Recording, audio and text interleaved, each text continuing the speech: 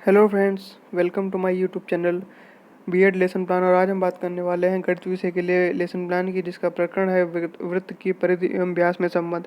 यह lesson plan कक्षा 8 के लिए है। तो चलिए शुरू करते हैं। लेसन प्लान के फॉर्मेट में सबसे ऊपर हम पाठ योजना संख्या लिखते हैं, उसके बाद संस्था का नाम और उसके बाद ब्लॉक्स बनाते हैं, जैसे कि आप देख पा रहे हैं, जिसमें दिनांक, कक्षा, विषय, चक्र और अवधि लिखते हैं। प्रकरण है आज का हमारा वृत्त की परिधि एवं व्यास में संबंध। इसके बाद सामान्य उद्देश्य।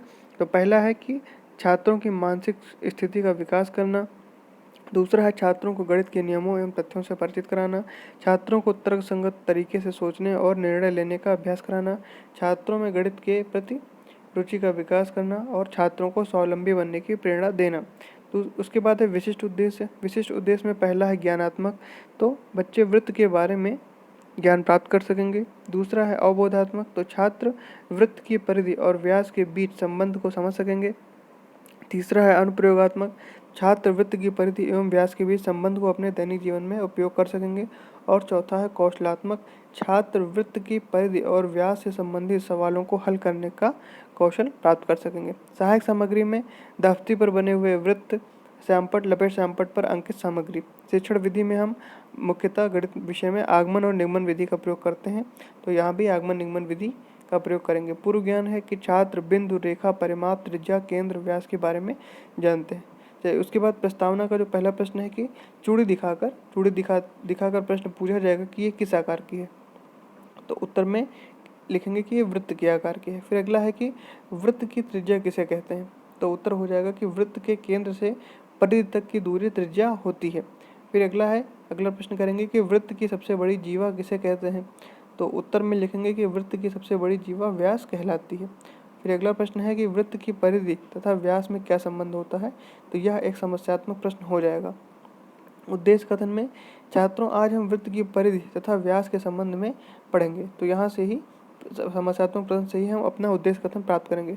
अब यहाँ पर 5 ब्लॉक्स बनाएंगे, जिसमें प्रस्तुतिकरण, शिक्षण बिंदु, छात्राध्यापक क्रियाएं, छात्र क्रियाएं और शामपट्ट कार्य लिखेंगे। इस तरह के 5 कॉलम बना लेंगे। तो छात्राध्यापक क्रिया में क्या लिखेंगे कि दफ्ती पर बना वृत्त जिसकी त्रिज्याएं 3.5 सेंटीमीटर और 5 सेंटीमीटर तथा 8 सेंटीमीटर है, डोरी की सहायता से एक छात्र को बुलाकर वृत्त की परिधि और व्यास को मापा जाएगा। तो इस वृत्त की परिधि कितनी है, तो 22 सेंटीमीटर। इस वृत्त का व्यास कितना है, तो 7 सेंटीमीटर।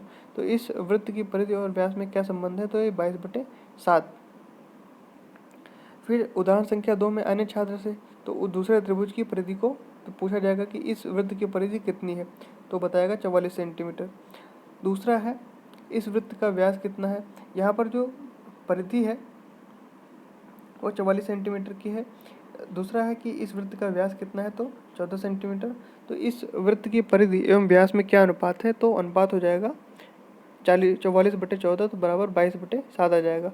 फिर इसी प्रकार तीसरा त्रिभुज लिया जाएगा, तीसरा वृत्त लिया जाएगा, जिसमें वृत्त की परिधि कितनी है, तो 66 सेंटीमीटर।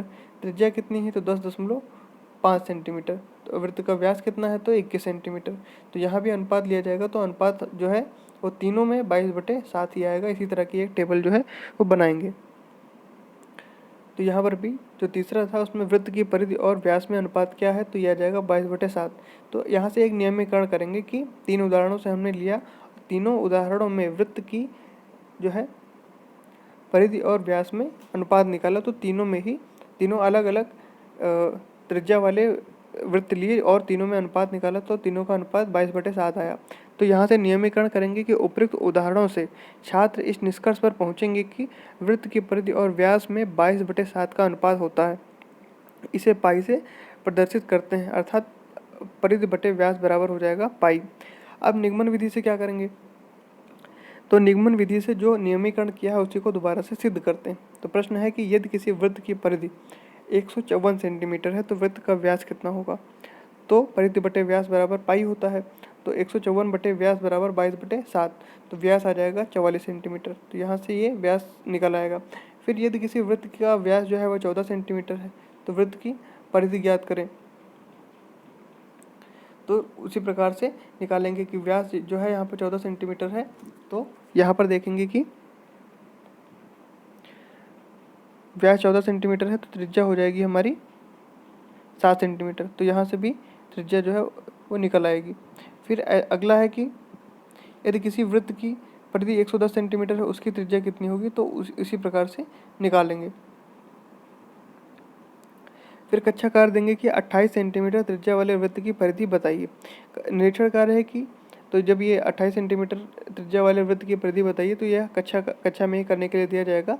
और जब ये छात्र कर रहे होंगे तो उसके बाद निरीक्षण कार्य किया जाएगा कि छात्राध्यापक द्वारा कक्षा कार्य के प्रश्न को हल करने का निर्देश देते हुए घूमकर कक्षा का निरीक्षण किया जाएगा। और गृह कार्य में भी एक प्रश्न दिया जाएगा कि किसी वृत्त की परिधि 264 सेंटीमीटर है, तो उस वृत्त का व्यास और त्रिज्या ज्ञात करें। तो यहाँ पर ये हमारा लेसन प्लान समाप्त होता है। आपको वीडियो कैसा लगा कमेंट करके जरूर बताइए। वीडियो को लाइक करिए, चैनल को सब्सक्राइब करिए और दोस्तों के साथ शेयर भी जरूर करें।